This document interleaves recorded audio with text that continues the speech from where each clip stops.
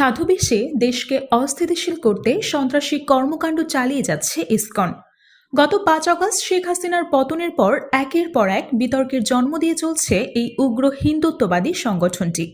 সাম্প্রদায়িক দাঙ্গা লাগিয়ে দেশকে অস্থিতিশীল করাই যেন ইসকনের মূল লক্ষ্যে পরিণত হয়েছে। সম্প্রতি জাতীয় পতাকাকে অবমাননা সহ নানা দেশদ্রোহী কর্মকাণ্ডে জড়িয়ে পড়েছে ইসকন।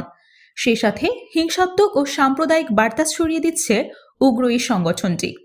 চট্টগ্রামে কোমলমতি শিক্ষার্থীদের হরে রাম হরে কৃষ্ণ মন্ত্র পড়িয়ে ভুল পথে নিয়ে যাওয়ার ভিডিও ভাইরাল হলে সাধারণ মানুষের তোপের মুখে পড়ে এই সংগঠনটি। দাবি করা হচ্ছে, বন্দরনগরীর মতে হিন্দুদের প্রবর্তক সংঘের 18 একর জায়গা দখল নিয়ে সেখানে প্রকাশ্যে চলছে কর্মীদের অস্ত্র প্রশিক্ষণ। জানা গেছে, সাম্প্রদায়িক দাঙ্গা লাগিয়ে দেশকে অখণ্ড ভারতের অংশ করাই ইসকনের প্রধান টার্গেট।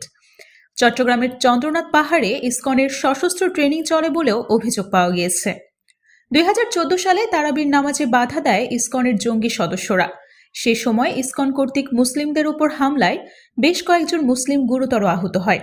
তখন মুসলিমদের ধর্মীয় অনুভূতিতে আঘাত দিয়ে সাম্প্রদায়িক দাঙ্গা লাগিয়েছিল এই উগ্র সংগঠনটি। 2016 সালে সিলেটের ইসকন মন্দির থেকে পার্শ্ববর্তী মসজিদে মুসল্লিদের উপর গুলি বর্ষণের ভিডিও ছড়িয়ে পড়ে। এই সময় এই উগ্র ইসকনের হামলায় 10 জন মুসল্লি নিহত হয়। ধর্মবিরোধী ও পেশি শক্তির একটি সংগঠনের নাম ইসকন।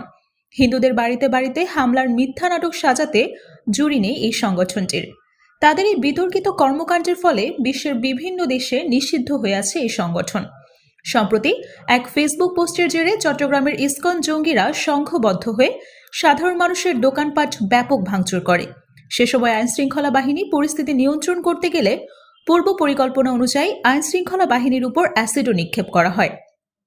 একটি মুসলিম সংখ্যাগরিষ্ঠ দেশে হিন্দুদের এমন দেশবিরোধী কর্মকাণ্ডে আতঙ্কিত হয়ে আছে দেশের আপামর জনতা।